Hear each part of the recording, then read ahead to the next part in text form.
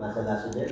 Onunla bir açılışını eləyək görək, radiyetlə, pillədə nə fərq var, orada əsas hara fikir vermək lazımdır, onlara baxacaq. Başlatmışam. İndi biz litosfer haqqında, litosferə giriş edəndə mütləq şəkildə litosferə hamı bilir ki, litos, sfera, litosdaş, sfera təbəqə, yerin ilkin yaranan təbəqəsi mənasını verən daş təbəqə. Daş təbəqə haqqında danışanda ümumi şəkildə daş təbəqə tam hələ formalaşmamışdan qabaq, birinci yerin nüvvəsinin formalaşması. Düzdür, yerin nüvvəsini Günəş sistemində Kant-Laplace, Schmidt-Fessenkoev nəzəriyyəsi ilə verdik. Amma burada edik Kant-Laplace, Schmidt-Fessenkoev nəzəriyyəsində. Burada idi amma. Yox idi. Dayanmışdım dərsdə. Günəş sistemində. Kant-Laplace yerin isti qaz toz dumanlıqlarının bir araya gəlməsi nəticəsində. O isti qaz toz dumanlıqlarının bir-birini cəlb etməsi, bir-birindən toqquşması, sürtünmə qüvvəsi ilə istiliyi yaradır və bu istilikdən ortaya çıxanda o qaz toz dumanlıqlarının tərkibindəki radioaktiv maddələr aktivləşir. Partlayışlar törədərək həmən o qaz toz dumanlıqlarının daxilindəki ağır metalları əridir. Oradakı ağır metalların mərkəzə doğru cəlb edilməsinə, yəni mərkəzə qaçmasına, yüngüllərin isə mərkəzdən uzaqlaşmasına səbəb olurdu. Eynən elə bir ki, suya bir dəmir tava qoymuşsan, bir də alüminium tava. Alüminium tava suyun üzündə qalır, dəmir tava o dəqiqə batmağa başlayır. Buna bənzər bir prosesdir və onlar bu şəkildə bir-birini cəlb edərək yavaş-yavaş dediyim kimi əridikcə ağır metallar mərkəzə, yüngül metallar kənara doğru formalaşaraq ümumi lavadan ibarət bir nüvəni formalaşdırmışdır. Orada lavada hələ partlayışlar gedirmi? Gedir. Əslində astronosferin də hərəkətə gətirilməsinin səbəbidir. Bəzən zəlzələlərin baş verməsi nüvədə baş verən partlayışlardır. Niyə? Çünki radioaktiv maddələr, məsələn, uran deyirik də, uran kimi müəyyən çox radioaktiv maddələr var ki, kimiyaya getməyəcəm. Hələ bunu biləndə bəs olur. Uran kimi maddələr var ki, onların istilikdə partlama prosesi, reaksiyalara getməsi prosesi fərqlidir. Məsələn, eləsi var ki, 1000 dərəcədə gedir, eləsi var 5000 dərəcədə gedir. Reaksiya prosesi, o partlayışın yaranması. Yəni, o istiliyin miqdarının asılı, o radioaktiv maddənin partlaması dəyişir. Və zaman bu partlayışlar istiliyin artması ilə davam edir.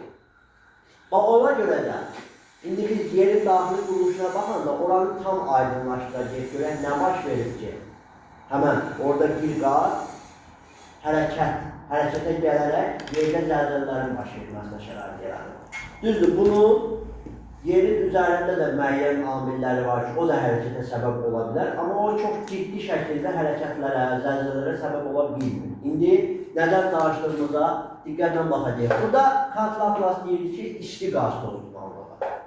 Düzdür, amma Schmidt-Fessenkoev deyir ki, soyuq qaz toz dumanlığı. Orada da demişdik ki, Kant-Laplace'ın nəzəriyyəsində Schmidt-Fessenkoev səhv olduğunu ortaya qoyur. Necə bir ortaya qoyursa? Deyir ki, isti qaz toz dumanlığı olsa, isti qazların, tozların toqquşması zamanı daha böyük istilik ortaya çıxacaqdır ki, bugünkü gündə yer kürəsində G-siqnal uşaqlar daha çox ola bilərdir. Yəni, nüvəmiz nə qədər istidirsə, nüvənin üstündəki o yer qabının soyması prosesi bir, gedə-gedir, iki, hərəkətlilik bu günə nəzərən daha çox ola bilərdir. Bəli, zaten hamısı onun aslında deyil. Əgər yerin nüvəsi həddindən artıq isti olsaydı, həddindən artıq istilik, radioaktiv maddələrin daha tez partlamasına və daha tez partlama nəticəsində daha çox hadisələrin baş verməsinə gətirib çıxardacaq da, düzdür. Ona görə Schmidt-Fessenkoev deyir ki, burada müəyyən elə bir temperatur var ki, o temperatur nəticəsində bugünkü gündə yer öz yaşayışını davam etdirə bilir. Yerdə zəlzələlər, vulkanik proseslərin həddindən artıq çox deyil. Bir dəfə də deyim mən də 2 dərs gelişirəm. Gəl. Hə. Gələn onun deyəndə özünüz dediyim da. Hə. İndi müəllimlər, oradakı prosesdə deyir ki, işini spesial qrup, amma bu isti cisimlər sürətlə topluşanda müəyyən orada istilik ortaya çıxır, amma həddindən artmış səviyyədə çıxmır. Yəni yerin nüvəsi. Yerin nüvəsində maksimum mərkəzdə 5000 dərəcə temperatur var. Kənar nüvədə, xarici nüvədə 3500 dərəcədir və bu kifayət eləyir ki, zaman ərzində yerin üzəri, o yer qabının hissəsi soyaraq bu hissə yarana bilsin. Yəni oradan daxildən ayrılan lavalar zaman soyaraq yer qaplarını yarada bilsinlər. Bəli, bunun nəticəsində artıq yerdə normal bir yaşamı formalaşdıracaq bir təbəqə formalaşmışdır. Amma orada deyir ki, düzdür, o nəzəriyyə sizdə kitablarda yoxdur, deyir ki, əgər həqiqətən ikisi də isti olsaydı, günəşin tərkibindəki istiliyə yaxın bir istiliyə alına bilərdi. Bəli, harca 13-15 min dərəcəyə qədər istilik çıxa bilərdi. Hal-hazırki vəziyyətdən 3 dəfə, 4 dəfə, 2 dəfə, 3 dəfə çox. Yəni o da yerdə 2 dəfə, 3 dəfə çox vulkanizm, zəlzələ prosesinin artmasına şərait yaradardı. Ona görə deyir ki, yəni bugünkü yaşamımızın nəzərə alaq, işimiz peşəngör deyir ki, yox, soyuq qaz pozulmalılığından yer formalaşıbdır. Başa düşürsünüz müəllimlər, məntiq nə dediyimi. Bax, anlaya bilmirsinizsə, qaranlıq nəsə varsa, geri dönüş edin. Yoxdur ki, davam edirik.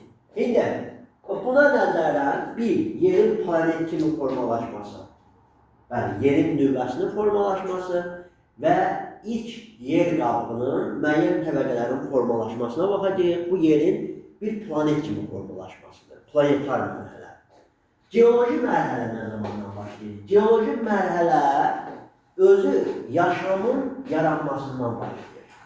Burada bəzi gedişatlara baxacağım, müzakirəyə qoyacaq ki, məsəl üçün, orada bir növ adlandırılmalar var. Niyə belə adlandırılır? İndi ona baxacaq. İndi demirəm, bilərsiniz, müzakirədə baxın. İndi fikir verin. Orada nə baş verir? Planetar mərhələdə baş verən hadisələrin ardıcıllığına toxunacaq biz, ilkin olaraq. Mən yerin daxili quruluşu ilə planetar mərhələni birləşdirdim. Yaxşı, orada siz ayrı oxuyasınız, birləşmə formasında verəcəm. Bu sxemi zaten hər biriniz bilirsiniz və yaxud bəzi hissələr yadınızdan çıxa bilər, amma ümumi şəkildə bir bilgi var. İndi fikir verin, bu zaten bizim nüvəmiz. Bunları böyük çəkmirəm, oraya yer qalsın deyə. Bu daxili nüvə, bu xarici nüvə. Ümumilikdə nüvə. Bəli. Nüvədə daxildə, orada əlbərki şeylər var, onları oxuyarsınız, testlər üzərində baxarıq, yazınızdan çıxsa. Oradan vaxt itirmirəm. 3000-5000 dərəcə daxili nüvədədir. Xarici nüvəyə getdikcə biraz soğuyur. Desəz ki, müəllim, niyə soğuyur? Hansı məntiqə əsasən soğuyur? Bunun da bir məntiqi var. Bəlkə sual yönəldir. Niyə görə daxili nüvədən xarici nüvəyə getdikdə soyma prosesi baş verir? Bunun səbəbi nə ola bilər? Çünki siz bu həyatda dediniz ki, ağır maddalar daha mərkəzdə cəmləşdiyi üçün, orada da ağır maddalar istiliyi saxlayır axı. Sıxlıq böyük olur. Sıxlıq böyük olur, qaynaqlıqlar fenomenaldır. Baxın, ümumi istilik keçirmədə, bax, mərkəzdə bir dənə radioaktiv maddə partlayır, düzdür? Ağır maddələrdə sıxlıq böyük olduğuna görə istilik keçirmə də böyükdür. Amma kənara getdikcə maddələr o yüngülləşir axı, düzdür? Yüngül metallar. Onların sıxlığı biraz nədir? Bəli, sıxlıq genişdir. Yəni, belə deyək də, sıxlıq çox deyil, azdır. Geniş formadadır bunlar. Bəli, ona görə istilik keçirmə qabiliyyəti yavaş-yavaş azalır. Və nəzərə alsaq ki, kənardan da müəyyən atmosfer, kosmos havası var, təsir göstərir, düzdür. Kosmik hava yerdəki qədər soymaya təsir göstərir. Desəz müəllim, niyə? Çünki Günəş sistemi açıq aydın həmən cismə təsir göstərir. Məsələn, bizdə atmosferimiz var, Günəş sistemi işığı. Açıq aydın bütün enerjisindən bizə fəaliyyət təsir göstərə bilməyəcək. Qarşıda bir kəsici var, bəli. Qoruyucu bir təbəqə var. Ona görə. Amma oradakı prosesdə ilkin vaxtlarda kosmik havanın təsəvvür edin ki, o qədər milyon illər ərzində soyutma prosesi baş verir. Normalda yerin atmosfer havası ilə olsaydı ki, onun soyması milyon illər ərzində baş verməz. Yerin daxilindən çıxan qazlar orada su prosesini yaradardı. Suyun yaratması nəticəsində soyma prosesi müəyyən qədər daha sürətlə gedər. Bəli. Amma bizdə orada ilkin vaxtlarda o formalaşmamışdı. İndi necə olacaq formalaşacaq ona baxacaq. Bax, sonra fikir verin indi nə baş verir. Mərkəzi nüvədə bir partlayış gedəndə xarici nüvə ilə təsir göstərir. Xarici nüvədə isə müəyyən istilik artır, amma keçiricilik zəifdir deyə gözlənilən yüksək göstəricini vermir. Zaman zaman burada partlayışlar buna təsir eləsə də bu kənardadır. Nisbətən tərkibində yüngül metallar da var deyə. Qayıdıb deyəsən ki, keçicilik zəifləyir və kosmik hava ilə zaman zaman bu hissə soymağa başlayır. Aydındır. İndi fikir verin. Burada partlayışlar baş verən zaman yer üzərinə vulkanizm yayılmağa başlayır. Hələ ki, nüvənin üstü tam açıqdır. Daxil nüvədə böyük istilik keçiriciyi ilə baş verən partlayışlar xarici nüvəyə təsir göstərir. Xarici nüvədə bu prosesi öz-özlüyündə, öz gücü ilə davam etdirir, öz istiliyi ilə. Və hələ ki, kütləvi şəkildə vulkanlar baş verir. Bax, fikir verin. Qoyun bunu keçək burada. Bu da xarici nüvəsi. Bu daxil nüvəsi. Baxın, ilkin vaxtlarda xarici nüvədən çıxan hissələr kütləvi vulkan püskürmələrinə səbəb olurdu. Bəli, hələ ilkin yaranan vaxtlardır. Nüvə fəaliyyətinin ən yüksək vəziyyətindədir. İstilik meydana gəldikdə radioaktiv maddələrin partlayışı çox baş verir. Baxın, zaman zaman bu çıxan lavalar xarici nüvənin üstünü bağlamağa başlayır. İndi fikir verin. İstər-istəməz o lava ki çıxanda kosmik bir hava ilə qarışır. Az miqdarda olsa da, yəni orada hava. Az miqdarda, yəni biz sadəcə ora bilsin niyə havasız deyirik. İnsanın yaşaması üçün mühit yoxdur o havada. Sən insanın orada çıxdığı yaşaması üçün mühit olsa, qalib deyəsən, burada oksigen də var, burada şey də var. Əslində oksigen miqdarı da az miqdarda var orada. Amma sadəcə atmosfer havası, insanın yaşaması üçün orada hava formalaşmıyor. Yəni sənə uyğun formalaşma yoxdur. Sən orada deyirsən ki, yoxdur. Atmosfer havası yoxdur. Amma kosmik bir hava var orada. Yenə də o qazlardan təşkil olunur. Onun qarışması nəticəsində, baxın, lavada o havanın, kosmik havanın qarışması nəticəsində müəyyən soyuma gedir. Sadəcə yerdəki qədər güclü getmirdi.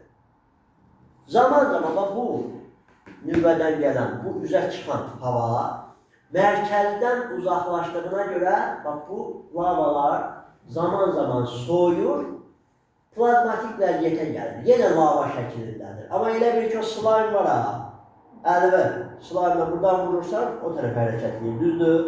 Lavada necədir? Lava axıcılığı böyükdür. Amma plazmatik vəziyyətdə, slime vəziyyətində axıcılıq var, amma axıcılıq özünü yavaş-yavaş tənzimləyir. Bax, elə bir soyma prosesi meydana gəlir. Və o, ilkin olaraq, kütləvi vulkan püskürmələri nəticəsində, buna biz ay eylası deyirik, onun da səbəbi var, neydir? Kütləvi vulkan püskürmələri nəticəsində yerin üzərində az miqdarda soymadan plazmatik vəziyyət, yəni slime vəziyyətində axıcılığa malik olan bir mantiya formalaşır, həmən lavada. Yaxşı, indi baxın, bu formalaşandan sonra müəyyən qədər o üstə soyub deyə, bunun daxilində də partlayışlar gedir. Amma nüvələrə nəzərən partlayışlar az miqdardadır. Niyə? Çünki temperatur soyuyur.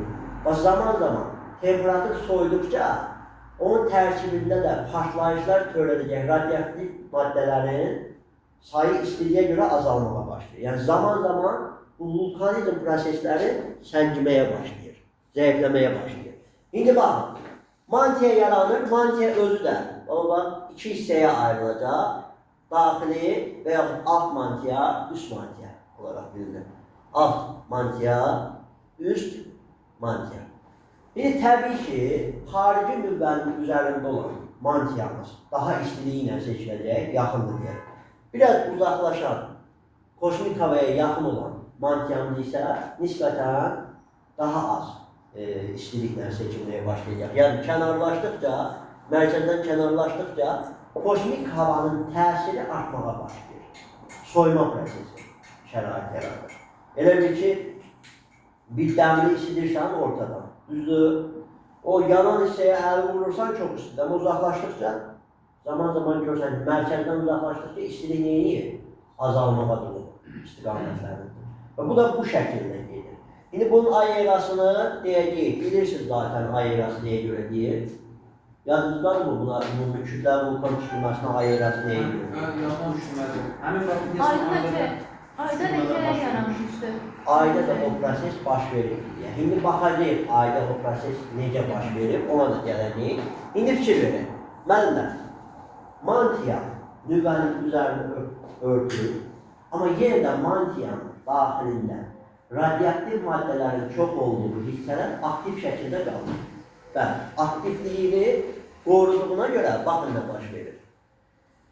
İndi ərazi kimi kütləvi şəkildə olmasa da, bəzi ərazilərdən partlayışlar baş verir. Bəli, baba fikir verin. Artıq, belə deyək də, zaman soyma prosesi nəticəsində azalmalar gedir. Bəli. İndi orada nə baş verir? Yatma, düzdür. Diqqətli topla. İndi fikir verin, nə baş verir? Burada, bu ərazidə artıq növbəti çıxan lavalar öz istiliyinə görə, öz istiliyinin azlığına görə seçilir. Əvvəlki lava xarici nüvədən çıxırdı, mantiyanı yaradan. Bu səfər mantiyadan, o radioaktiv maddələrin çox olduğu yerdən az baş verən partlayışlarda bəzi yerlərdə yenidən vulkanlar partlamaya başlayır. Və baxın, hər etap getdikcə vulkanizm prosesi zəifləməyə başlayır. Lavanın ortaya çıxması azalmağa başlayır. İndi burada nə baş verir? Artıq bu hissə soyuq olduğuna görə kosmik hava buna daha yaxşı təsir göstərir. Bəli. Bəlkə də bunu müşahidə eləmişsiniz. O havanın ən isti olan vaxtlarında fikir verirsiniz, elə bir ki, adamın nəfəsi çatmır. Bəlkə hiss eləmişsiniz. O nəyə görədir? Həddindən artıq hava isti olanda və ya soyuq olanda orada oksigenin, havanın miqdarı azalır. Bəli. Azalır, çatışmamazlıq baş verir. Yəni burada da fikir verirsiniz, nüvədə mantiyada istilik o deyil ki, kosmikin o az havası da təsir göstərə bilmir. Çünki havasızlıq dəhşətli dərəcədə idi. Amma zaman istilik azaldıqca o kosmik havada lavaya təsir göstərməyə başlayır, soyma prosesini. Daha da sürətləndirməyə başlayır. Ona görə lava miqdarı həm azalırdı istiliyin azalmasına görə. Radioaktiv maddələrin partlayış miqdarı da azalırdı. Həm də kosmik hava yavaş-yavaş təsirini göstərir. Baba, o zaman nə baş verir? Az vulkanlar püskürməsi nəticəsində bir yerlər hündür şəkildə soyub qalır, bir yerlər az miqdarda soyma prosesi özünü göstərir. Bu şəkildə belə lavaların çox töküldüyü yerdə və ya az töküldüyü yerdə belə bir təbəqə formalaşır. O təbəqəyə bazalt deyirlər. Yerin ilkin lava. Bazalt desəz ki, o tərəfdə də nüvədən də çıxırdı da, düzdür lava. Bu hava ilə qarışması nəticəsində, kosmik hava ilə qarışması nəticəsində bazalt formalaşmalıydı. Düzdür? Çünki bazalt elə bir suxurdur. Bazalt, indi biz daxildə suxurlarda keçəcəyik, bazalt deyir ki, bizə qayda. Demək, efuziv, magmatikin efuzividir. Yəni, çıxır, hava ilə qarışaraq soğuyur. Lava ortaya çıxanda hava ilə qarışaraq soğuyur. Biz onlara da baxacaq, deyəcəklər ki, yer üzündə bazalt suxurunun yayıldığı ərazilər haralar ola bilər, vulkanlara püskürdüyü. Çünki vulkan püskürürsə, lava hava ilə qarışır, atmosfer havası ilə. Ona görə efuziv suxur olaraq meydana çıxır.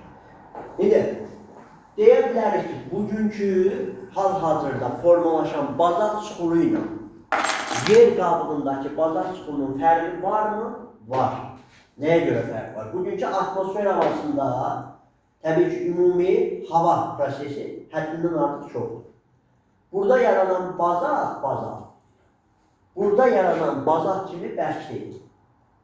Hava ilə daha çox qarışma prosesi maqmatik çuxurun yumuşalmasına səbəb olur. Bəzən yumuşalma səbəb deyən kimi elə bilirlər ki, torpaq kimi yumuşaq olur. Yox. Bərkliyini özündə saxlayır maqmatik. Amma digər metallara, digər bərk metallara nəzərə yumuşaqdır. Bax, alüminium. Ne edirsən? Əyə bilirsən, düzü dəmiri çətinlik çəkirsən. Niyə? Çünki dəmir havasız şəkildə soyub yaranan bir metaldır, daxildə. Amma alüminiumda hava qarışır. Hava qarışır, bax, sıxlıq azdır. Yəni, genişdir onun hissəcikləri. Sıxlıq az olduğunu görürsən, onu tam əyə bilirsən, tam şəkildə. İstədiyin kimi. Alüminiumda var. Mən misin özündə sıxlıq az olmasa sən onu əyə bilərsən. Xeyr, qətiyyən. Amma dəmir, manqan, xrom, nikel kimi metallarda sən onu tutursan, var gücünlə gələk sıxasan ki, onun müəyyən hissəsini əyə bilərsən. Sıxlığı da böyükdür ki, istənilən şey gəlmir. Məsələn, o nümunəsini necə baxa bilərik? Bax, bu adicə kitabdır. Bir dənə kitabı üst-üstə qoyursan, sən bunu götürürsən, əyirsən, düzdür? Amma kitabları sıxırsan, 3-4 dənəsini presləyirsən, tutursan bu şəkildə əyə bilmirsən. Niyə? Sıxlığı artırmırsan. Sıxlıq artdığına görə hissəciklər imkan vermir sənə ki, həmən o materialı əyə biləsən. Bax, buradan meydana gəlir. İndi, müəllimlər, bu yaranan ilk yer qabıdır, bazalt. Bəli. Litosferin formalaşması. Litosferin formalaşması elə ən çox bazaltda başlayır. Bəli. Bazalt ümumi litosferdə ilk yer qabıdır ki, formalaşır. İndi bunu müşahidə edəcəyik. Bizim bu alt mantiyaya qədər heç bir işimiz yoxdur. Yəni, burada danışdıqlarımız kifayət edir. Bizim işimiz başlayır üst mantiyada. Daha bu.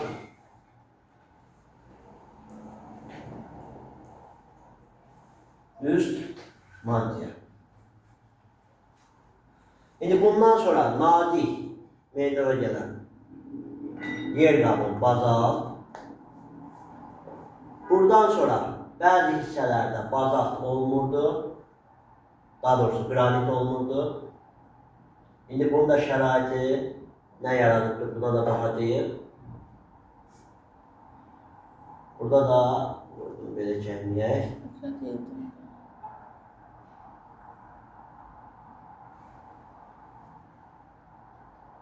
Bu da köşmə.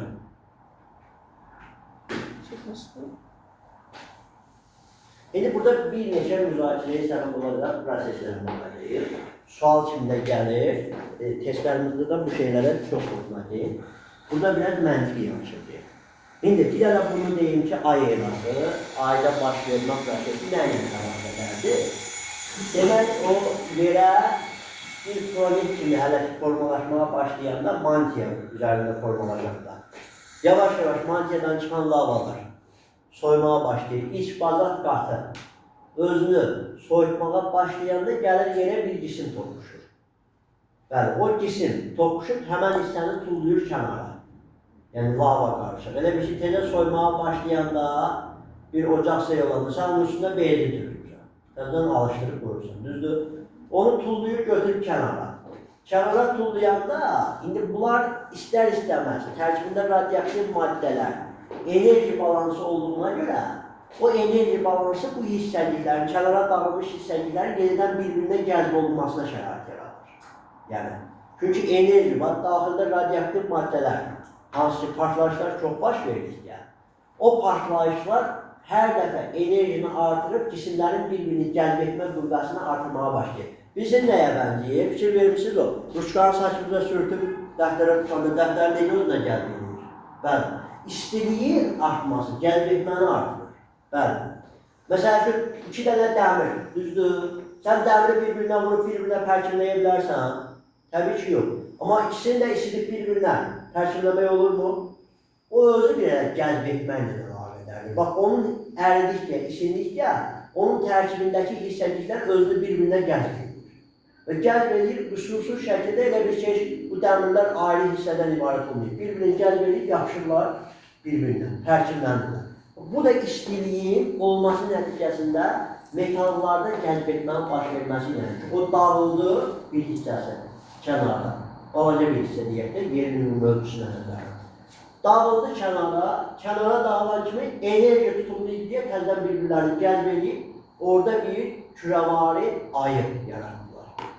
İndi bu enerjinin dağılması nəticəsində, enerji yenidən o toqquşmalar nəticəsində isinmə baş verir, istər-istəməz sürtünmə. O sürtünmələr nəticəsində o hissədə radioaktiv maddələr bir də alışıb istiliyi verdi, təzədən ayda o proses, lava prosesi özünü davam etdirməyə başladı. Amma nüvə formalaşmadı. Niyə formalaşmadı? Səbəb nədir nüvə formalaşmadı? Çünki bu hissədə olan hissəyə biz baxanda, orada əsasən üst hissədə axı yüngül metallardır. Ağır metallar mərkəzə doğru gəlib etmişdir, düzdür? Bu yeri üst hissədən vurub götürüldü. Üst hissədən vurub götürüldü yüngül metallardır. Sən dəmirlə dəmir bir-birinə vuranda çıxan istiliyi, bir də iki dənə alüminyum hissəsi bir-birinə vuranda çıxan istiliyi müqayisə edəsən, görərsən ki, istilik yükü dəmirdə daha çoxdur. Orada cəlb etmə prosesi daha çoxdur. Amma alüminyumdan alüminyum, yüngül metalını vuranda istilik prosesi istənilən qədər ortaya çıxmır. Ona görə enerji yüklülük prosesində yüngül metallardan təşkil olunan bir istilik ortaya çıxdığına görə ayda nüvə formalaşa bilmir. Bəli, ayın nüvəsi formalaşa bilmir. Sadəcə olaraq, belə deyək də, xarici nüvədəki kimi az potensiallı bir enerji yaranır onun mərkəzində. Və o da məhkumdur, tez soymağa məhkumdur. Yəni, tez soymaq deyəndə bizim, təbii ki, illə yox, kosmik bir illə yanaşsaq, o yerə nəzərdən tez soymağa məhkum idi.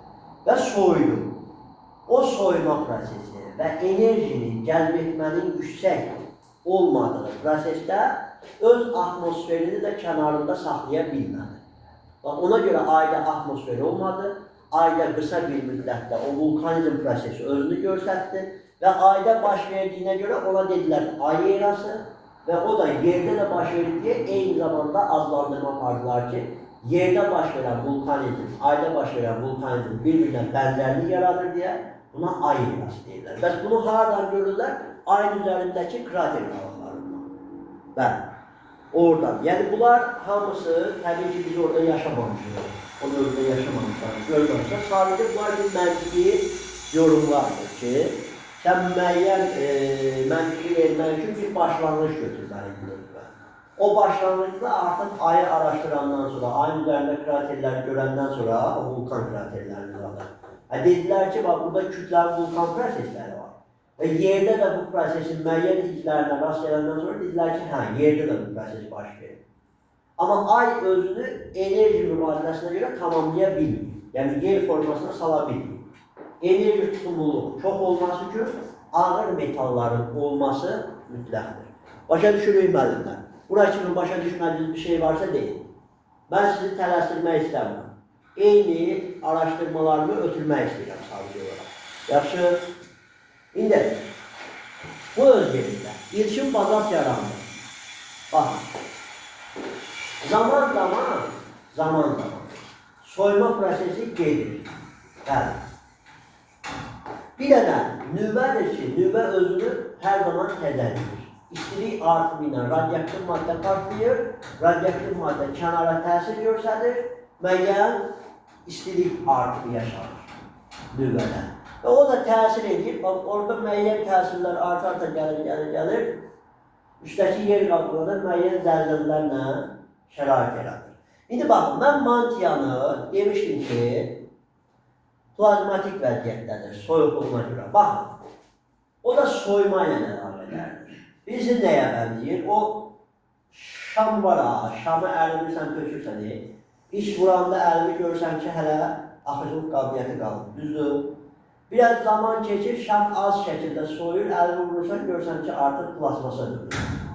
Biraz keçəndən sonra bərkiyir, amma görürsən yenə əlini vuranda müəyyən tərpənişlər var o şamın qalıq hissəsində. Ona bənzər bir proses yaranır, zaman soyduqca. İndi fikir verin burada. Burada mantia nüvəyə nəzərən soyuqdur. Plazmatik vəziyyəti azdır. İndi biraz çıxırıq üst mantiyaya, üst mantiyada soyma prosesi daha çox gedir. Yəni plazmatik vəziyyət artır. O slime vəziyyəti artmağa başlayır, soyma getdikdə. Amma tam soya bilmir. Niyə tam soya bilmir? Çünki bunların tərkibində metal birləşmələri yüngül də olsa var, keçiricilik qabiliyyətləri var. Nüvədə baş verən təsirlər bura təsir göstərir. Onu imkan vermir tam soyusun. Bəli. Həm də uzaqlıq məsələsi də var. Bax, bu yer qabığının formalaşması, yer qabığının bu qədər soya bilməsi, o istilikdən uzaqlaşma və kosmik havanın ona təsir göstərə bilməsi qabiliyyətidir. Amma mantia kimi bax, bu hissələrdə soyma prosesi kosmik havanın qarşılayacağı qədər soyma prosesini yaratır. Yəni, həddindən artıq soyma özünü göstərə bilmir. Hər dəfə soyma istəyir, nüvədə müəyyən partlayış, nüvə ötürdü istəyir. Həzdən həmən proses davam edir. Yenə də bir soyma dövrünə çatanda nüvədə partlayış, nüvə tərkdən ötürdü istəyir. Bunlara daha çox keçir, gəlib bura çatanda müəyyən qədər az istilik olsa da o nüvənin plazmatik vəziyyətdə qalmasına şərait yarar. İndi fikirdir, daha doğrusu üzr sayın mantiya. Üst mantiyaya gələndə üst mantiyanı bölürük ikiyə. Bir üst mantiyanın altı hissəsi, bu da deyirik astonosfer. İndi burada bəzi fikirlərə baxacaq. Astonosfer. Astonosferdə plazmatik vəziyyət həddindən artıqdır. Yəni, çox deməyək, normal şəkildə. Məsələn, deyə bilərsiniz mənim, üst mantiyanın üst hissəsində. Bəli, astonosferdəki kimi deyildir. Yox, üst mantiyanın üst hissəsində soyma prosesi daha çoxdur. Bəli. Və burada yaranan, sonradan formalaşan yer qablıqlar, yer qablığı ilə bu altdan təsir göstərən bu ara bir soyma prosesi nəticəsində slime vəziyyətdədir. O, tərpəniş vəziyyətindədir. Bir də ki, üstdən yer qablığının təsirində var, hər iki tərəf kənardan sıxır. Elə bir ki, bir torbaya suyu doldurmuşsan, sıxıb saxlamısan, torbaya hər toxunuş elədir ki, torba tərpənir. O vəziyyətdə qalıbdır. Yəni, soyma minvalı özünü tamamlaya bilmək deyə, müəyyən keçiricilik qalıb deyə, o qədər ərimə vəziyyətinə çatdır. Öz slime vəziyyətini saxlayır. İndi, orada da iki dənə təsir, həm altdan, həm üstdən təsir, ona imkan vermir ki, kənarda doğru hərəkət eləsin. Orada bu formada qalır. Müəyyən nüvə altdan partlayışlar zamanı buna təsir edəndə bu aradakı o slime qatı başlayır hərəkətə. Hərəkətə başlayan kimi üstündəki yer qabına başlayır hərəkət etməyə. Biz ona zəlzələ adını veririk. Bəli, zəlzələlər və qırılmalar. İndi onlara baxacaq zamanında. İndi fikirdir. Bu prosesdə astonosfer anlayışı. Astonosfer bizə yerin hərəkətə gəlməsini, əsasını götürən əsas qalır. Üst mantiyanın daxilindədir. Üst hissə isə, üst mantiyanın üst hissəsi isə, o artıq astonosfer qədər plazmatik vəziyyətdə deyil, müəyyən qədər soyub. Yəni, o hərəkətə gəlmə minvalı o səviyyədə deyil. Bir növ elə bir ki, orada istilik var, amma yer qabığı qədər soya bilir. Ona necə deyək də, mən sizə? O dəmiri ki, tezə işləndə əlini vurursa yanma vəziyyətinə gəlir. Bəli, o vəziyyətdədir. Amma gəl ki, tam ərimiş vəziyyətdə deyil ki, o hər dəfə hərəkətə gələ bilsin. Yəni, orada hərəkətə, slime vəziyyətində olub, hərəkətə gətirilə bilən hissə budur. Bu tərpəndikcə, bundan təsir göstərir. Bu tərpəndikcə başlayır üstə təsir göstərməyə. Üstə də bax, bunlarda həddindən artıq yoxdur deyə, o elastiklik yoxdur deyə. O zəlzələ dalğasını ötürə bilmirlər. Başlayırlar zəlzələ dalğasının təsirindən avtomatik şəkildə hərəkət etməyə. İndi o hərəkətlər zamanı qırılma hardan gəlir. Ona baxacaq. Baxın mənimlər, elə bir o uşaq vaxtı çıxmışsın taxtanın üstünə, bir tərəfdə, taxtanın bir tərəfində. Kimsə ağır olanda o daha çox qaldırıb sağda, düzdür. Hər iki tərəfə də, iki nəfər də ağır bilsə taxta neyinir? Ortadan qırılır. Düzdür. İndi bu nə zaman baş verir? Baxın, astenosfer hərəkət eləyəndə, baba, bu şəkildə hərəkət eləyəndə, iki tərəfə də eyni ağırlıq düşən kimi, o üstdəki yer qalğı var ha. Yer qalğı üstdən başlayır çatılmağa. Dərinliyə qədər zaman çatlayır. Desəz müəllim, o ağırlıqları tənzim edən nədir? Yəni, o astenosfer tərpənəndə bu iki tərəfə də yer kürəsində, səthdə, yer qalında, iki tərəfdə ağırlıq düşür, düzdür? Eksogen qüvvələrdən danışır. Eksogen qüvvələr götürür, dağları parçalayır, bir tərəfə yığır. Düzdür? Bərabərliyi formalaşdırır da. Ağırlıq illər ərzində o eksogen qüvvələr bir tərəfdən bir tərəfə suları toplayanda, ağırlıq bərabərləşəndə, burada nüvvədə partlayış, astenosferə təsir edir, bu yerlənir, o ağırlıq nəticəsində ortadan bir qırılma yaşanır. O qırılma ilə, o yüksək təhlük altında olan lava başlayır o qırılmadan doğru fışqırmağa, vulkanik prosesi yaratmağa. O başlayır hər dəfə yuxarı doğru hərəkət edildikcə havaları bir-birindən ayırır. Yer qalını yavaş-yavaş bir-birindən ayırır. İndi bu proseslərə çox baxacaq. İndi burada bəzi şeylər demək istəyirəm. Astenosfer. Astenosferin üzərində bir qat var. Buna deyirlər benyov. Bilirsiniz nəyə bənzəyir bu qat? Elə bir ki, o çay süzürsünüz ha. Çayın üzərində, o xatacaq qalır, elə bir çayın artığı da. Təsəvvür edin ki, indi nüvvədən lavalar çıxır, gəlir burada astenosferdən formalaşır, astenosferdən üst tərəfdə elə bir ki, xatalar qalır, lazımsız hissələr. Orada o bir sərhəd formalaşdırır. Alt mantiyanın, üst mantiyanın alt hissəsi ilə üst hissəsində və yaxud bunun beyni, bəli. Qıraqdan yaza bilərik. Bəli, qıraqdan yaza bilərik, təbii ki. Beyin yox. Baxın.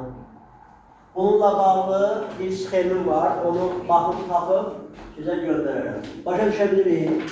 Bir daha. Mənə nəsə gəldi. Müəllim çaya girdi, mətbağa girdi. Yox, yox. Hə. Beyin yox. Əla, o da işə çıxır. Bəli, yaxşı. Bax, astenosferin üzəri beyin yox, sərhəddir. O da əslində sərhəd deyirlər, bir nazik qatdır. Eyni dediyim kimi, çayın yanı tullantı hissəsi çıxıb üzə qalır, o kənarda. Elə bir qatdır. Yəni, yığılıb qalır. Süzgəçdən keçibdir, o hissədə bir toplanıbdır. Bir qat yaranır. Nə yığılır qalır? Nə yığılır qalır? Belə deyim da sizə. Məsəl üçün, ağır metallar yoxdur. Biz orada deyirik, qaz-toz dumanlıqları.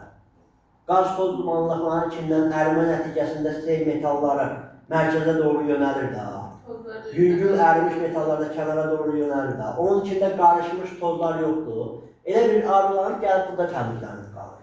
Bu arada ilişib qalır. İndi hamısı yox, müəyyən hissəsi də o şəkildə qalır. Bax, o beynyox sərhədini formalaşdırır. İndi bax, üst mantiyanın üst hissəsi artıq o dərəcədə ərimiş formada deyil. Elə bir ki, o da bir yer qalxına yaxındır, amma yenə də istiliyor içində saxlayır. Normal vəziyyətdə də, yəni bu qədər şeyə maliş deyil, plazmatik vəziyyətə, hərəkətə gələcək vəziyyətə maliş deyil. Müəyyən qədər soyma prosesi burada daha çox özünə görsənir. İndi, bazalt, ilkin yaranan bazaltımız, yenə deyirəm, kosmos havası ilə qarışıb yaranmışdır. Yəni, kosmik havada da yerdəki qədər o hava prosesi özünü görsədə bilmədiyinə görə, sıxlıq, havanın sıxlığı, o lavaya tam qarışa bilməmişdir. Bazalt yaranmışdır, amma bazalt bugünkü bazalta nəzərən bərkdir. Çünki bugünkü bazalt atmosferimiz daxilində formalaşır. Və atmosfer havası o çıxan lavaya daha çox təsir göstərir. Daha çox təsir, bax, havanın lavaya, lavanın soymasına daha çox təsiri, onun təsirində sıxlığın azalmasına, yəni daha çox geniş həcmli yaranmasına şərait yaradır. Məsələn, sən baxırsan, o vulkanik yayla tərəfzat var. Oradan çayların içindən tökülən gələn tərəf var. Laçın ərazisindən başlayan Tərtər çayın içində. Oradan bir də daş tapırsan, görsən daş çox genişdir, əlvə qaldırsan kəsi yoxdur. Amma bərşdir. Bəli. Əlvə qaldırsan kəkisi yoxdur. Tərtərdən olan var burada. Müşahidə edəmişsiniz heç. Orada yaşıyordum. Hə, bərkdir. Amma qaldırırsan əlindən, Yüngüldür, çay ay, daşıyır. elə bir topdur, oynanırsan əlində. Niyə? Tərkibdə hava var. Hava var, amma yenə də bu matematik sorunlar, bərkliyini saxlayır. Sadəcə tərkibində hava qarşıdır deyə, kəsi azalmağa başlayır. Bəli. O bəzən bizə deyirlər, məsəl üçün sən getdin, Yupiterə getsən, kəsin bundan daha çox olar. Yox, daha az olar. Niyə? Yupiterdə qazlar o qədərdir ki, atmosferində. Sən kəsinlə mütənasiblik yaradırlar. Sən kəsin orada itir qazlara görə. Məsəl üçün, bir balonun içinə girirsən, o balonlar var, şişirmə. Fikir verirsin, balonun içi havadır da, sallar səni doldururlar, düzdür. Orada sən niyə zıplayanda qalxıb düşə bilirsən? O cəzbetmənin hava bir şey deyildi, mənim. Hə? Cəzbetmənin da aidiyyəti yoxdur, olsun. O cəlb etmə, bilsən nə ilə əlaqələrdir? Cəlb etməklə, bizim kəşimiz cəlb etməklə əlaqələrdir. İndi bilsən nədir? Bax, atmosfer havasını nüvə o qədər cəlb edə bilmir. Niyə? Çünki sıxlığı azdır. Sıxlığı çox olan, bax, dəmir kimi metalları nüvə daha çox cəlb edir. Bax, indi oraya gəlir. Bax, sən gedirsən Merkuriyə, Günəşə ən yaxın olan planetə. İndi gedə bilmərik, nəsə də bir təsəvvürümüzdə yaradır. Merkuriyə sən getsən, normal bir 50 kiloluk adamın kəkisi orada 1 tona yaxınlaşır. Siz bu nəyinə vaxt edərdir? Elə bir ki, təsəvvür edin ki, üstə bir taxta var, tərəzi qoymuşam, çıxmışsınız orada, özünüz kəsirsiniz. Mən ayaqlarınızda kəndir atıram, siz daha da aşağı dartıram. Bəli.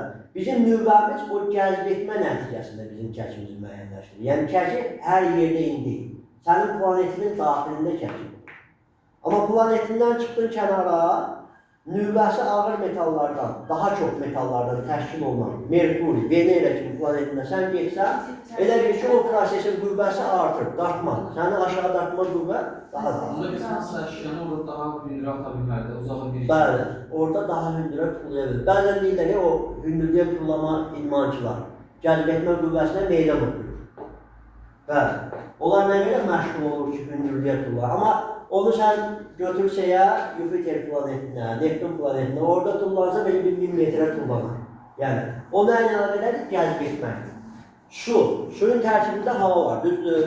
Suya düşəndə sən niyə özünü daha yuxarı ata bilirsən? Yəni, yerdə, quruda olduğu qədər deyil ha. Tərkibdə hava olanda sən kəsimin mahiyyəti itirir. Yəni, bizim kəsimiz, bizim olduğu planetin nüvvəsi ilə, cəlb etməsi ilə əlaqələrdir. Bizim də orada qalmağımız onunla əlaqələrdir. Başa düşə bilirik, kətin bir şey yoxdur. Hələ çox şeylər var, öyrənməsin. İndi, davam edirik məzunlar. Bunu bilənlər çarşdırmayın, bunu müxtəlif versiyaları deyirəm. Bax, Benyov sərhəddir. Benyov sərhəddir, üst mantiyanın alt hissəsi ilə üst hissəsi arasında sərhəddir. Bir bu. Benyov sərhəddir, astronosferlə üst mantiyanın üst hissəsi arasında sərhəddir. Bu ikisi. İndi biraz daha başqalarına gələcək, təbii olar. İndi, litosfer. Litosfer. Gəlin, mən bir dənə sual verim. Bu qatlar haqqında, 3 qat, yer qatlar. Bazalt, qranit, göçmə. Birinci zaten bilirsiniz ki, yaranan nədir? Bazaltdır. Və ikinci yaranan aslında. Granit. O da granit olur da. Düzdür, ardıcıl gelir. Yok, granit değil. Sualı verirsə, yəqin əslində Ortada şey var, keçiklər var desin ortada. Mən bilirəm keçiklər olmalıdır. Granitlə bazaltın ortasında. Deyirəm ki, yer qabında bazalt, granit, Mexosərhət göçmə falan qatı verir. olmalıdır. 3 dənə qat. Düzdür. Birinci yaranan hər halda bazaltdır. O mümkünsüz, yəni birinci o yaranan. İkinci yaranan granitdir yoxsa köçmə? Məncə çöşmə yaranıb, sonra ikisinin birləşməsində granit yaranıb. Yəni, Birləşib, qarışıb belə yaranan. Granit sıfırlar efuzivdir yoxsa intruzivdir? İntruzivdir. intruzivdir. İndir, daxildə. Bəli. Gəlin belə bir şey fikirləşək. Əgər bazalt yaranandan sonra bazaltın nadir hissələrini yarıb keçən lava graniti yarada bilərdimi? Xeyr. Niyə? Çünki hava ilə qarışır. Gəl çıxsam olar. Tez olur. Çalışır, gələndə söndürür. Tez. Aha. Bax, onda biz deyirik ki, qabaqda da deyəcək, o hamı onu fikirləşmir. Qabaqda gedir, hə, sütunlar hansılardır? İnternet sütunlar, qranit qapı. O qranit hardan gəlir? Daxildə soymadan gəlir, havasız şəkildə soymadan gəlir. Demək ki, düşünmək lazımdır ki, bu qraniti yaranması havasız şəkildə soymadan yaranırsa, demək bu mütləq şəkildə iki qat arasında havasız şəkildə qalıb yaranır. Bazalt yaranırsa, köçmə yaranmalıdır, o iki qat qapanma şəraiti yaratmalı ki, havasız şəkildə ortasında qranit yarana bilsin. Amma gəlin, bazalt yarandı, hə, bu nadir yerlərdən lava püskürdü. Burada qraniti yarattı, mümkün deyil. Çünki buradan çıxan lava mütləq şəkildə hava ilə qarışmağa məcbur idi. Okean digər qalmanda qranit yox idi da? Yoxdur. İndi oraya gələcəm, niyə yoxdursa. Bax, indi davam edeyim. Müəllimlər, hələ ki buranı qoyuram, bazaltın yaranandan sonra suyun yaranması, atmosferin yaranması və suyun yaranması haqqında danışacağım. Bəli. Birinci növbədə su formalaşır, yoxsa atmosfer formalaşır? Su. Atmosfer formalaşır ki, formalaşırlar yəni. Bir də Su formalaşır. gəl belə deyək də, ilkin güvenilir su formalaşır, yoxsa atmosfer formalaşır? Necə atmosfer? Ha yox, gübrəli su deyirsə, İlkin güvenilir. Su dediyim halda yəni, amma desəm ki, atmosfer formalaşır, hidrosfer, ist atmosfer. Hidrosfer ümumi gəlmir. Yaxşı, bu fikirlərə diqqət edin. Çalışaq ki, yəni maksimum diqqət. Birazdan indi proqram qabağa getdikcə çaşdırıcı suallar yönəldəcəm. Bunlar ürəyim sıxıldı ki, işləyəm. Hə. Orada çaşdırıcı suallar olacaq, sizin diqqətinizi toplamaq üçün. Məsələn, bəzən mən sualı səhv verəcəm, soruşacağım, bu səhvdir yoxsa düzdür? Bəzən sualı artıq ilin axırı elə bir vəziyyətə gəlir ki, sualı deyirəm, avtomatik geri dönüş deyil, yox mənim, elə olmamalıydı, belə olmalıdır. O sizin diqqətinizi toplamağınız üçün. İstər-istəməz baxıram ki, müəyyən diqqət yayılır. Birimiz çöldə görəcək işlər, birimiz nə bilim nə, diqqət maksimum burada olmalıdır. Yaxşı, Burada diqqət edin gəlir. İndi diqqət edin burada. Baxın, bazalt soyuyurdu. Güvenilir su necə yarandı? Düzdür? Əslində suyun kimyavi birləşməsini, ifadəsini bilirsiniz. H2O, hidrogen. H2O, hidrogen, oksigen. Bəli. Hidrogen, helium, oksigen. Bütün planetlərin tərkibində müəyyən miqdarda var. Sadəcə bu müəyyən miqdarın tənzimlənməsi lazımdır. Digər planetlərdə su varmı? Əslində var. Amma bizdəki qədər niyə yoxdur? Çünki istənilən qədər oksigen yoxdur. Hidrogen var, helium var, gözlənilən oksigen yoxdur. Bizdə o formalaşır. Bizim ümumi nüvəmizdən çıxan o qazlar da onu formalaşdırıbdır. Bax, oksigenin miqdarı gözlənilən qədər olduqda və hidrogenlə qarışdıqda nə yaranır? Avtomatik şəkildə su yaranır. Bax, bəzən deyirlər ki, şeydə su yarandı üstündə. Yox, orada deyir, nətər deyirlər. Şeydən qalxdı, buxar qalxdı, bazalt soyduqca. Orada su yarandı, sonra töküldü, sonra buxarlandı. İndi burada nə baş verir? Buradan əslində qalxan buxar deyil, buradan qalxan bazalt soyduqca onun tərkibindən ayrılan qazlardır. Desər ki, müəllim, niyə soyduqca qazlar ayrılır? Əslində biz deyirik isinmə prosesi. İsinmə prosesində baxırsınız ki, buxarlanma gedir içəridə. O buxarın itməsi, o hissədən ayrılması zamanı baş verir. Artıq o təbəqə ki, istiliyini itirir, buxar oradan ayrılıb uzaqlaşır. Ayrılıb uzaqlaşan zaman, müəyyən kənar hissədə ya o reaksiyaya məruz qalaraq yeni bir formul meydana gəlməsinə şərait yaradır, ya da dağılıb uçub gedir. İndi burada soyma zamanı, bazalt soyan zaman onun tərkibindən artıq o isti qazlar olan hidrogen, oksigen ayrılır, sadəcə yerin nüvəsi onların uçub getməsinə şərait yaradır. Yerin nüvəsi neyinir? Onların bir-birindən toqquşub su mövzularının yaranmasına şərait yaradır. İndi baxın, atmosfer havasına, qaza nəzərən suyun cəlb etməsi yüksəkdir. Nəzər ediləm ha. Nüvə. Bir var atmosfer, qazları cəlb etməsi, bir də var ki, suyu cəlb etməsi. suyu cəlb edib ətrafında saxlama qüvvəsi daha çox. Amma qazları özündən çox uzağa buraxır. Bəli. İndi bax, niyə görə yerin tərkibində sudur, su qalır? Düzdür? Bəli. Daha yaxındadır, yer səthinə daha yaxında sudur, amma qazlara baxsan, qazlar daha çox havadadır. Düzdür? O nəyə əlaqələr? Suyun sıxlığının daha böyük olmasından, qaza nəzərən böyük olmasından. Sabah deyirsiniz ki, müəllim suyun sıxlığı böyükdür, demək dəmirdən böyükdür. Elə bir şey yoxdur. Suyun sıxlığının qazlara nəzərən böyükdür. Ona görə cəlb edib yer səthində qala bilir. Aydındır?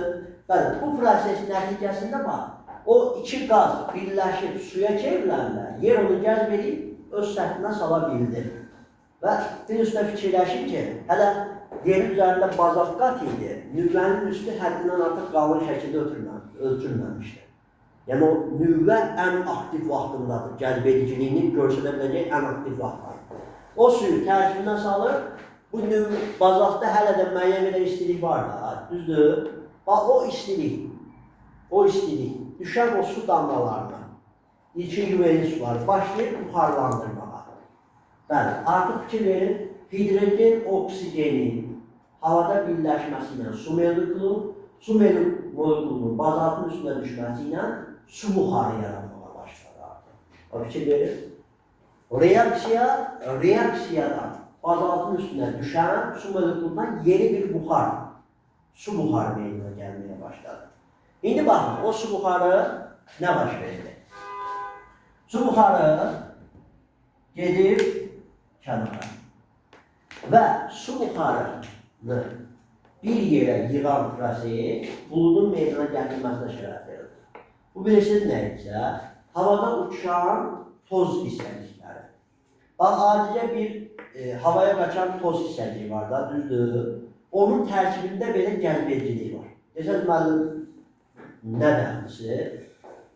TED videolarda çıxır, bu video görüntülər artdıqca hər şey daha öz açığına qovuşur. O nədir? Məsələn, səhralarda fikir vermişsiniz, bir adam magneti qoyub qumun üstünə tuğlayır. Heç fikir vermişsiniz ona? Magneti qoyub üstünə qum tuğlayır. Qum tuğlayır, hə. Magneti bu şəkildə qoyubdur, böyük magneti. Qumu götürür üstünə tuğlayır. Qırmızı şeylər yapışır. Avtomatik şəkildə qumun bir hissəsi magnetə ilişib qalır. Dəmirdə yayılmış. Yəni, söhbət odur ki, adicə bir qum dənəsinin tərkibində birləşmələr var, metallı birləşmələr var. O metallı birləşmələr ətrafında özündən sıxlığı az olan hissəcikləri özünə cəzb edir. Bu ətrafa yayılan vulkan püskürdə ətrafa yayılan kül hissəcikləri, toz hissəcikləri yoxdur. O dövrdə, daha çox müddət vulkan püskürdən əyilən olarlar. O hissəciklər, havadakı toz hissəcikləri su buxarlarını özünə cəzb edirlər. Bir ətrafda toplayır. Su buxarları bir ətrafda toplaşanda bir-birinə sıxılıraq istər-istəməz. Avtomatik olanın sıxlığı artaraq bax, gördüyümüz buludları formalaşdırır. Ona deyirlər, buludun yaranması üçün nüvə, aerozol hissəcikləri, toz qaz hissəcikləri və aerozol. O buludların bir araya gəlməsi üçün mütləq nüvə lazım. Nüvə onları bir-birinə sıxlaşdırır, sıxlığı artırır, bax, gözlə daha çox görünən versiyalar olan buludlar yaradır. Bir də orada soyuq təsiri. Çünki yerdən uzaqlaşdıqca istər-istəməz hava soyur axı. Bax, orada bunu ən yaxşı qızlar bilər, universitetdə tək oxuyan oğlanlar bilir. O yeməyi qoyursan, pakka-pak qaynayır, düzdür. Belə götürüb açırsan, görsən ki, damcılar yaradır. Sizin o buxarını götürməmişə qədər. Ay, sol. Damcılar yaranır. Damcıların arkasında da fikir versən bir dumanlı hissə yaranır. O, buludun mini formasıdır əslində. Bəli. O bilirsiniz, yəni orada desəz ki, müəllim, orada nüvə rolunu oynayan nədir? Orada nüvə rolunu oynayan qapağın o dəmir hissəsidir, balaca. O bir nüvədir. Bəli, cəlb edilib saxlayır. İkincisi də indi qapaq bağlı olduğuna görə çıxmağı da qoyulur da. Sən o qapağa hər dəfə baxsan da, bu qapağa, o prosesə. Heç vaxt bulud gəlib burada, o duman hissəsi burada toplanıb qalır da. Sırf mərkəzdə toplanıb qalır. Yəni onun buludun yaranması üçün su buxarının toplana biləcəyi bir mərkəz lazımdır. Mütləq şəkildə. Mərkəz bilirsiniz niyə edilməli? Orada sizdə qapağın formasından asılıdır. Formadan da asılıdır. Bir də burada dəmir hissəcik olur ha. O olanda daha aydın. Biz o dəmiri çəkib praktika üçün, təcrübə üçün sol tərəfə qoyub hansısa qapağın üstünə dəmir qoysa, duman çəkir. Onu da baxmışam. O qapaqlı dəmirlər oraya iki tərəfli bu tərəfdə. Qaldırırsan görürsən ki, o qapağın ətrafındadır, dəmirin ətrafındadır qoyulmuş. Bəli. İstəsəz bir gedib ödə edə bilərsiniz. Yəni. Hə? Yox da hər şeyi, coğrafiya hər şeydən nümunə. Bu da məndə də birdən-birə formalaşmayıb. İnşallah ki, üzərinizdə çalışacaqsınız. İnşallah ki, mənim araşdırmalarımın davamına aparasınız. Məndən də yüksəklər var, mən yüksək deyiləm. Mən özümü yüksək hesablamam. Hələ mən oxuyuram, hər də oxuduqca ortaya yeni bir şey çıxır. Hər də oxuduqca ortaya yeni bir şey çıxır. İnşallah o vəziyyətə gəlirsiniz ki, mənim birazdan öyrənmək adamın özünə ləzzət edir. Yəni, açılış özü gedir. Sən nəyisə oxuyursan, bir də dan açılış getdi yəni. O zaten belədir, beynin işi belədir. Kimsə oturub coğrafiyanın yuxusunda görüb yaratmır. O da bir mərkəzdən başlayıb, zaman məntiqlə olur. Sadəcə bunu artıq o formaya salmaq üçün biraz çalışmaq lazım. Valla bir 4-5 il üstünüzdə işlədikdən sonra coğrafiya sizə elə bir şey gələcək ki, o bəzən oturub əzbərliysəniz, o əzbərçiləri elə bir məntiqi yolla alacaqsınız. Kimsə təhtər şuuru haqqında məlumat toplayıb, təhtər şuur, fikir altı, təhtər şuur. Bəli, birazdan sonra, həqiqətən, yəni mən özüm bu müşahidəçiyəm, özüm də bilirəm. Birazdan sonra elə bir təhsildə, yəni oxuduğum fəndə, mükəmməlləşdiyi fəndə elə bir şey baş verir ki, elə bir şey oradan səni ötürür. Nəysə. Vaxtilə yığılmış informasiyalar. O məlumatları toplayır, başlayır ötürməyə sən. Ona görə biraz çox çalışmaq lazım. Yaxşı, indi fikir verin müəllimlər. Burada bir problemimiz yoxdur ki, bax, qalxdı, eynən, bir dənə söz sorucum. Sizcə, səbəb nədir ki, qazanın içindən qalxan isti buxar, qapağa dəyəndə damcılara çevrilir. Parlama olur da. O qapaq soyuqdur, əlini vurursan, qapaq adam nədən yandırır? Yox. O qapağın içində elə qalır, onun səbəbi var. Baxın. Bildim ben, kitap cümleleriyle, kitap mənim cümlelerimi yaza bilmem. Suyun istediği de Qınamır. Niye? Çünkü kitabı onu sıkıştırmak mümkün değil. Burada artık fikirler öyle. Baxın, müəllimlər. Siz soyuq deyən kimi ağlınız nəyə gedir o zaman? Mənfiyə. Soyuq mənfi deyil. Öz temperaturundan az olan havanın Az ol. Bak bu otağa belə, keçək otaqda atmosferin yaranır, sən deyəsən ki, bu otaq soyuq. Ama bu otaq soyuqdur mu həqiqətən? Təbii ki, yox. ona nisbeten. Şahid. Hər sənətə məktəbə gələndə gəlib bir pəncərələrdən tutarlı, kənd yerlərdə tutarlı. Ay, sağ ol, baba. İçəridə deyəcək yanır, soğuqda sağlarsınız. Pəncərə soğuya bilmir, içəri istidir, pəncərə soyuqluğunu qoruyur. Düzdür? Avtomatik buxara çevrilir. İndi müəllimlər, burada söhbət nədir? Soyuğun. Bir var ki, bir-birinə nəzər soyuq, bir də var ki, ümumi soyuqdan söhbət edir. Soyuq əsasən nəyə görə deyilir? Bir-birinə nəzər. Məsəl üçün, 15 dərəcədə ola bilər ki, Aynur hər şey qaydasındadır, Zeyfira deyir ki, mən üşüyürəm. Həqiqətən 15 dərəcə soyuqdur mu? Deyil. Sadəcə 30 dərəcəyə nəzərlə soyuqdur. Bax, su qazanın içində. 100 dərəcədə qaynayır. Necə qazanmır? Aha. 100 dərəcədə su qaynayır. Düzdür, su buxarının tərkibində 100 dərəcə istilik var.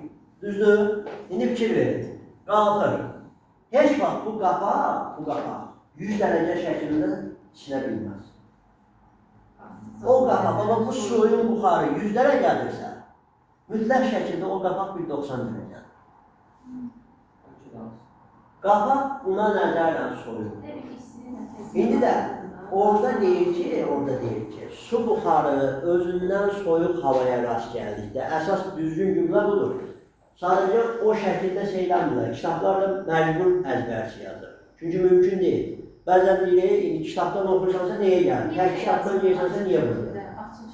Açıq tərkib şəkildə yazsa bir 4000 səhifəlik material almaq, haradır o? O qədər geniş yoxdur əsas.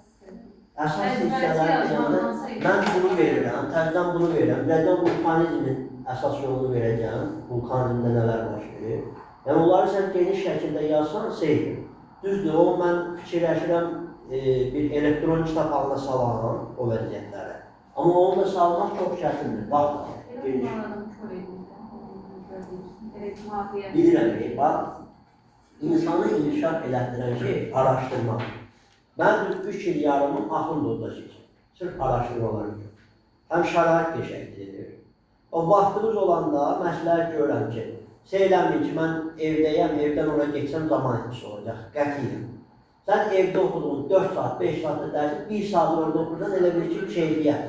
Söhbət ortada nə qədər oxumaq deyil, keyfiyyətli oxumaq məsələsi. Yəni orada yaradıqlar gənclər üçün. Nə istəyir? 2 manat verirsən, qeydiyyatdan keçsən, bilmirəm, indi qalxıb 5 manatdır. Qeydiyyatdan keçirsən, ömrün boyu istifadə edirsən. Heç kəs də sənə demir ki, gözünün üstə qaşınır. Yəni, özünü inkişaf etdirmək üçün çox mükəmməldir. Pulsuz deyil ki. Boş adamlar gəlir, Gözün nəzarət var, orada səs-küy yazıyor. Səs-küy yox. İçəri girdin otağa. Yok. Orada elə bir ab-hava yaradır ki, düşdün, kənara baxsan oxuyan, o birisindən baxsan oxuyan. Adam oxuyan deyir. O bir dənə söz var ya, oranın təsdiqi, ətrafında 4 axmaq adam varsa, 5-ci sən olarsan, 4 ağıllı varsa, 5-ci sən olarsan. Orada tam oranı təsdiqləyir. Yəni, ətrafına gelirsən, hamı oxuyur, elə bir ab-hava gəlir, 3-4 saat əldə elədiyin məlumatı 1 saat əldə edirsən. Yəni, indi fikir verin, diqqət edin mənimlə. O, öz növbəsində, bax, atmosfer, o su buxarı, güvenilir su, bura düşəndə bazaltın təsirindən buxarlandı, su buxarı qalxdı, su buxarı təbii ki, yer səthindən uzaqlaşdıqca qalxan hissədə mütləq şəkildə özünə nəzərən soyuq havaya rast gəlməliyiz. Düzdür? Soyuq havaya rast gəldi, bir də o su buxarını bir yerə toplayan hissəliklər o aerozol hissəliklərdir, havadakı toz-qaz hissəliklərdir. Topladılar bir yerə, soyma nəticəsində başladı bulut yaranmağa. O bulutun tərkibindən də soyma nəticəsində başladı ilkin yağışlar düşməyə. Yaxşı, bax, bununla birinci növbədə bulutların toplanması ilə atmosfer yarandı. Atmosfer. Atmosferdən də ilkin suyun, bax, bu köşək hissələrə tökülməsi nəticəsində başladı dünya okeanı formalaşması. Bəli, yəni hidrosferlə formalaşması. Gördünüz? Bəli, demək, litosfer, atmosfer, hidrosfer. Amma güvenilir su deyirsən, bazaltdan sonra güvenilir su. Yaxşı, güvenilir su damcı-damcı gələn ilkin sudur. O da atmosferdən yanılır, yoxsa mən öyle O da dediyim H2 oradan, qazlardan. Yaxşı, o ilkin su düşməsəydi, düşüb bazalt onu buxarlandırmasaydı, atmosfer zamandır. Yaxşı, atmosferimiz genişlənmədədir. Nə zaman? Bizə bəzən deyirlər, atmosferimiz deşilə bilər. Nə zaman deşilə bilər atmosfer? Suyun üz hissəsində başlayıb çirklənir, buxarlanmaz alır. Buxarlanmaz alanda bulutlanmaz alır, bulutlanmaz alanda atmosferi yoxa çıxmaq başlayır. Əssalam. Başa düşülməyən bir proses var mənim. Əla. Bunu bu şəkildə, yoxsa mən oturum orada əzbərliyim, bulut yalandı, orada nəsə oldu, əzbərliyik qoyuruq kənara. Orada niyə qranit çökmüş bir birinci yaranıqdır? Nə? Orada niyə çökmüş bir birinci yaranıq? Granit birinci gəlir. Yox, granit birinci. Burada bazalt birinci. Yox, onu demirəm, düzdür, çökmüş bir birinci yaranıq, amma granit. Granit Ama ekən. mən çıxdım şeylər başa düşmədim. Hə, indi gəlir var, səbirli olun. Tutardı, Mənim atmosfer yarandı. İlkin su çoxlu şəkildə döşüdü, hidrosfer. İlkin hidrosferimizi təşkil edən Pantalas okeanı meydana gəldi, vahid. Bəli, vahid Pantalas okeanı. Onu da vahid niyə deyirlər? Elə bilməyin ki, bu şəkildə qaldı. Yox, sadəcə onlar bir-birindən çox birləşik şəkilində idi, açıq aralı idi. Su hövzəsi çox şəkildə bir-birindən birləşikdir. Bir-birindən əlaqəsi çox idi deyə deyirlər, hə, vahiddir bu. Yəni, bugünkü günü parçalanıb, arada çox məsafə yaranmamış. Yəni, bir-birindən çox kəsişmə prosesörünü görsətmişdir. Sərbəst ara var idi, hamısında çoxdur. Su altından ayrılmalar o belə çox deyildir. Vahid şəkildə böyük bir əyriliyi olsa da, elə bir böyük bir qazanı kimdədir? Onun litosfer hissəsi, alt hissəsi tamamilə tam forma deyildir. O, bu şəkildə özünü göstərirdi. İndi pantalasın yaranması ilə deyir ki, planetar mərhələ başa çatır.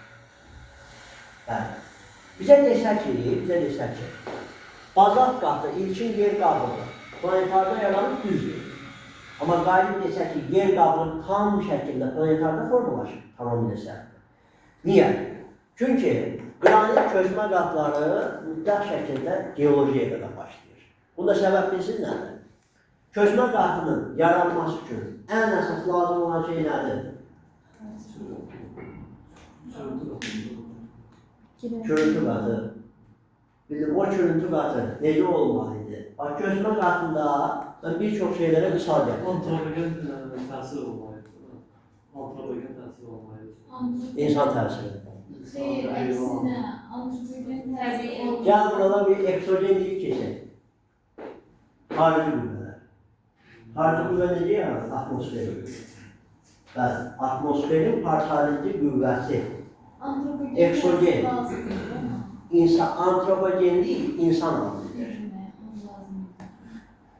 O da lazımdır. Amma insan yer üzündə təsiri, son dövrlərdə çox artıq. Amma ilkin dövrdə insan yox idi ama. Antropologiya, insan məşğul olmalı. Düzdür? İndi antropogen təsiri insana aiddir. Onu biz kaynazoyda danışa bilərik. Geoloji mərhələnin ən son hissəsində, bugünkü cavan dövrdə danışa bilərik. İndi fikir verin müəllimlər, nə baş verir? Saat neçə dəqiqə var hələ? 8 dəqiqəmiz var.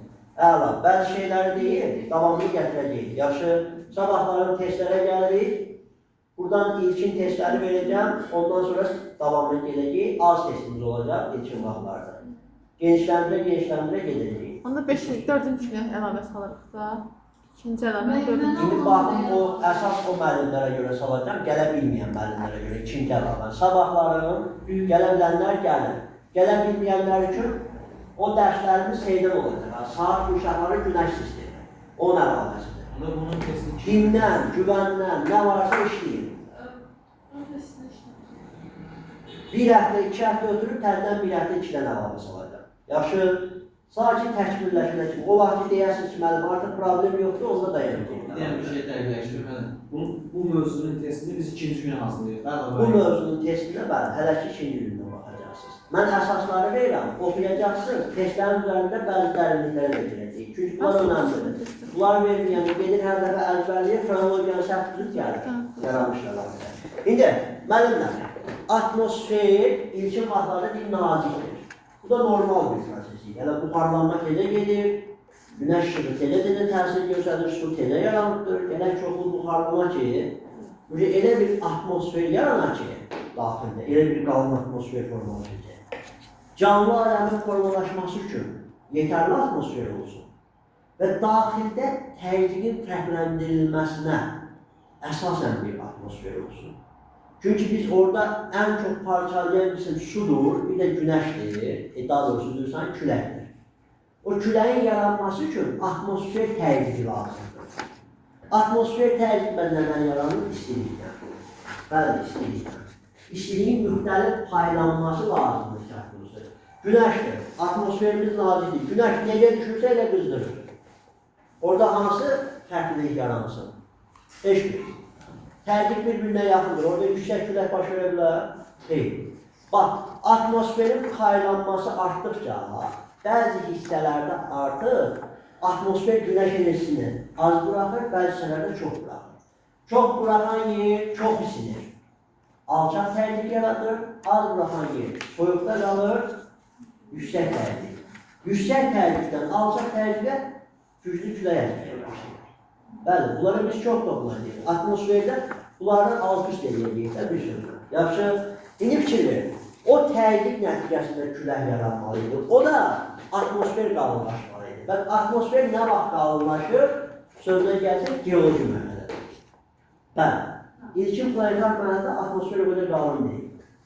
Geoloji mərhələdə qalınlaşma baş verir, yerin daxilində xarici qüvvələrin sayı artır. Küləyidir, buzudur, yəni. Sonra uçqunlardır, sürüşmələrdir, bunların hamısı artır. Getdikcə o dağlıq ərazilərdir. O ki, bazalt var, bazaltın tərcümə hamısı metal deyil, lavanın tərkibi. Onlarda toz hissəciklər də var. Bu tərkibdə olan toz hissəciklər yoxdur. Külək vurduqca, yağış vurduqca onların hamısını parçalayıb gətirir. Bax, parçalayıb da hara yığır? Fikir verin. Bax, bu hissələr var ha. Parçalayıb bu suyun olduğu okeanın altına. Bəli. Zaman zaman bura yığırdı. Bax, fikir verin. Buranı parçalayır. İndi görün burada bir nümunə ilə verək görək, nə baş verəcək. O bəzən oxuyanda orada görəsiniz. Deyir ki, platformanın üst hissəsi 2 qatdan ibarət olur. Bir kristalit növrə, bir də örtük hissə, köçmən var. Onun da səbəbi var. Onların hamısı da gələcək bir-birindən çıxırlar. Baxın, mənimlə. Bu hissə atmosfer arasında artdıqca, parçalanıb bura yığıldıqca, yığılırdı bu hissəyə. İndi nə baş verirdi? Burada bazalt nazik olduğuna görə lava qatı, bax, buranı yarıb keçə bilirdi, amma burada bazalt qalın deyə buranı deşə bilmirdi. Fikir verin, buranı yarıb keçirdi. Onda burada köçmə qat var. Bazaltı qırıb keçə bilir, normal vəziyyətdə, amma köçməni keçə bilmir. Onun da səbəbi var. Niyə köçmə qatı, o lava keçə bilmir? Onun səbəbi ondan ibarətdir ki, bir, köçmə qatının mütləq daxilində nəm var, su. Suyun olması o lavanı neyini yavaş-yavaş soyulurdu. Təcilini azaltmalı başlayırdı. Bəli. İndi ikincisi bir proses var. Tərkibində rütubətin suyun olduğu cisimlər bir-birinə tərkimlənir. Bizim nəyə bənzəyir? O məktəbdə edirsiniz, kitabları, vərəqlərin üst-üstə yığırsınız. Onlar qurudurlar. Dartırsınız bir-birindən qorxmur. İndi bir fikirləşmə o kitabların, vərəqlərini sulayıb bir-birinə yapışdırırsınız. Onu oradan çıxartma olar? Yox. Cırlar. Köçmə sularının tərkibində su olması prosesi bunların bir-birindən tərkimlənməsinə şərait yaradır, üst-üstə şərait. Və nəm də imkan verir ki, lava öz gücü ilə, partlayışla çıxa bilsin. Əksinə neyin yerdi, bağla fikir verin, bu köçmə sunu qaldırırdı. Bu vəziyyətdə üstündə örtük hissə yaradırdı, lava özü bu hissəyə daxil olaraq havasız şəkildə soyub qraniti yaradırdı. Bax, qranit qatı belə yaradırdı. Burada olan su hissələri bəs neyinirdi? Kənara doğru çəkilirdi. Transferisiya, regresiya, suyu mərhələsi, quru mərhələsi. Bu zaman baş verir. Niyə biz suyun altına baxanda, hələ də suyun altında o dağlıq hissələri görürük? Bax, əvvəlcədən qalmış bu hissəliklərdir ki, o lava o hissəni qaldıranda köçmə sudur.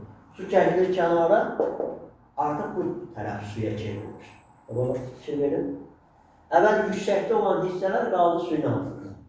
Deməli, ən sonunda dediniz ki, qranit yarandı. Bəli, ən sonda qranit yarandı. Bəli, birinci köçmə sudur olmalı idi ki, köçmə ilə bazaltın arasında qalıb qranit yarana bilsin, havasız şəkildə.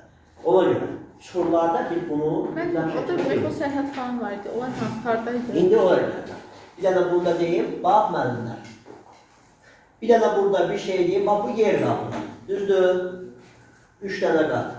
Yer qabığı ilə üst mantiya üzərində Moxo.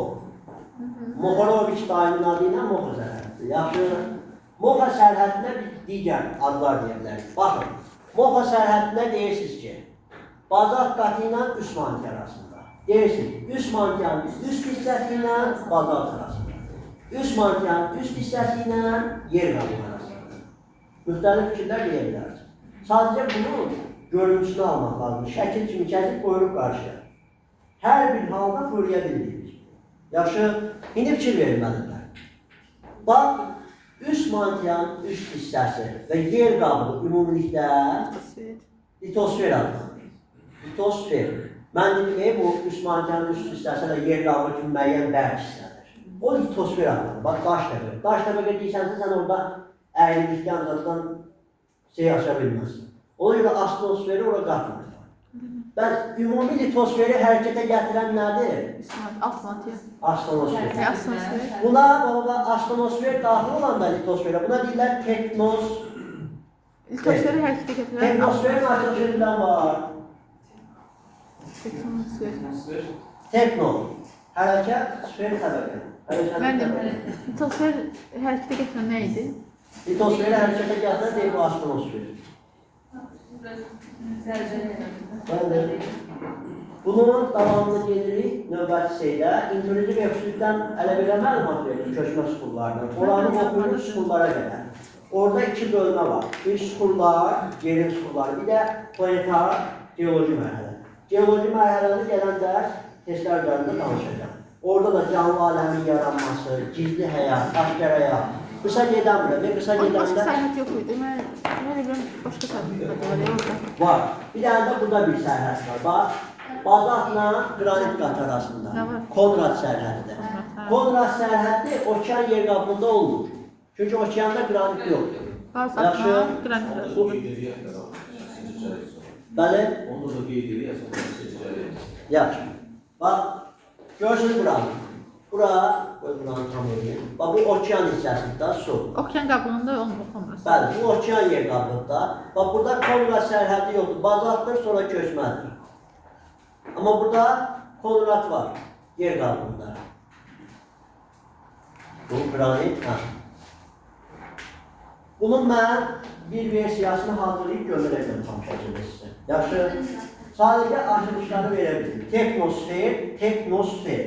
Tekno, hərəkət sfer Bu şey tərəfə. cavabı nə? Litosferi hərəkətə gətirən astronosferdir. Demək, litosfer astronosferlə bir yerə götürəndə olur hərəkətli təbəqə. Yox, litosferi tək götürürsən sonra hərəkətli təbəqə deyil. Ona ad verirsən litosferi. Çətin bir şey var? Deyil, məntiqlə. Bu ders online çekildi. Bugün keçəcək. Bugün çox var keçəcək. Qoşulma istəyənlər, qulaq asma istəyənlər yoxdur. Sizə bir şey desəm olar. Orada biraz vaxt Baxdınızsa əgər. genişdir, saxlaya bilirəm onlar mən 2 saat. Ona görə geniş danışıram. Biraz da müəyyən bilgiləri var ki, tez danışıram. Hangi şey? Yazın, şöyle. Saxla da bunu.